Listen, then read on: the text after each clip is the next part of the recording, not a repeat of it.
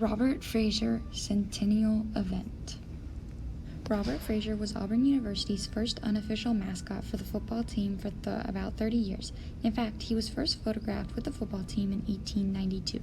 He also served as a sponsor for all of Auburn's athletic teams, including football, baseball, basketball, and men's track.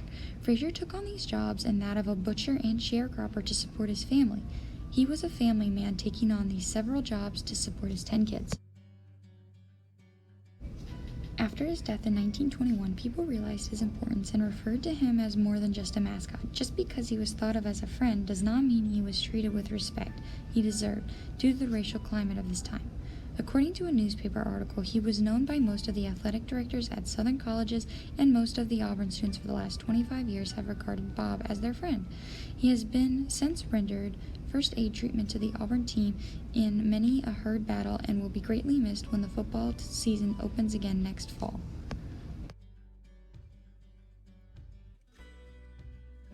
While this may be so, Frazier was not well respected as a person, as in that time a mascot's purpose was to be mocked and ridiculed. This mocking and ridiculing mostly came from opposing fans. Frazier passed away on June 19, 1921, which happens to be on Juneteenth, the anniversary of the 1865 announcement by the Union Army's General Gordon Granger that proclaimed freedom from slavery in Texas. The next generation should learn from our past mistakes while keeping history and Robert Frazier's story alive, also still working on equality issues that are presented today. His death on this important day in history represents how, although slavery did end in the U.S. before Robert Frazier was born, it was only one step towards equality since segregation and discrimination continued. As a society, we are still working towards this today. Even though slavery is a thing of the past for the United States, its lasting impact and racial inequality continue today, which is why we need to remember the history. We want to keep his story alive by celebrating his life by hosting a community event on the 100th anniversary of his death, which is also Juneteenth.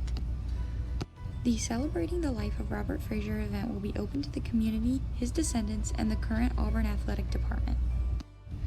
The event will begin with a brief biography about Robert Frazier's life, then go into his work for the athletic department, including his time as a mascot. For example, we could talk about how his employment at the university supported his family even though being a mascot meant humiliation.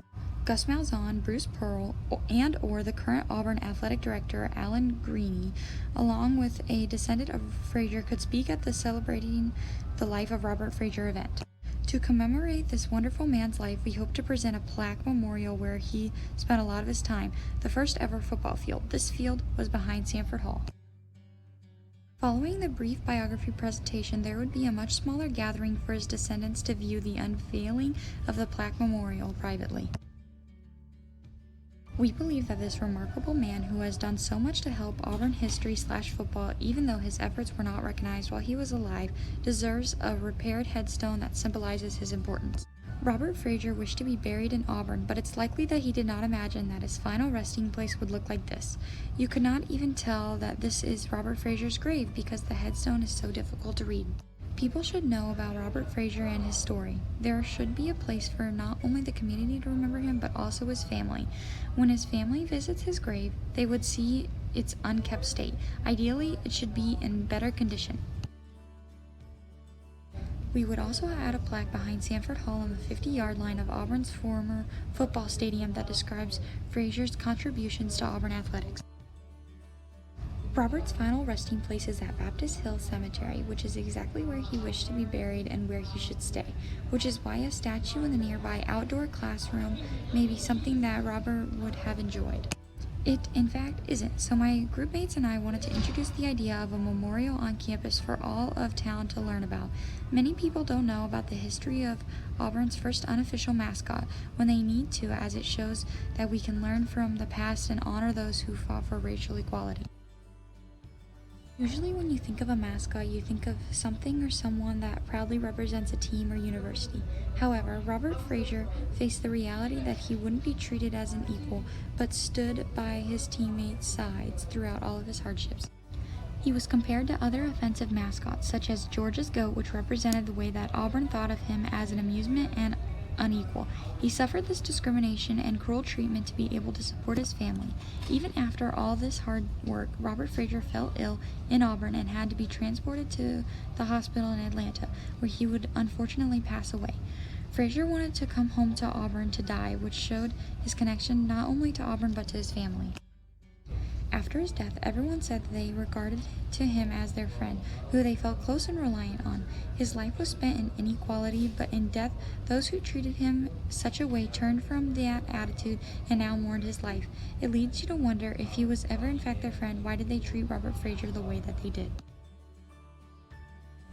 We believe that creating an area to commemorate Robert's life at the proposed outdoor classroom and a plaque on Auburn's campus would allow those who don't know Auburn's history to learn about it and understand just where we came from and how we can change racial inequality in today's society. A restoration of Robert Frazier's grave is appropriate because we appreciate the sacrifices he made and understand he needs a better kept resting ground.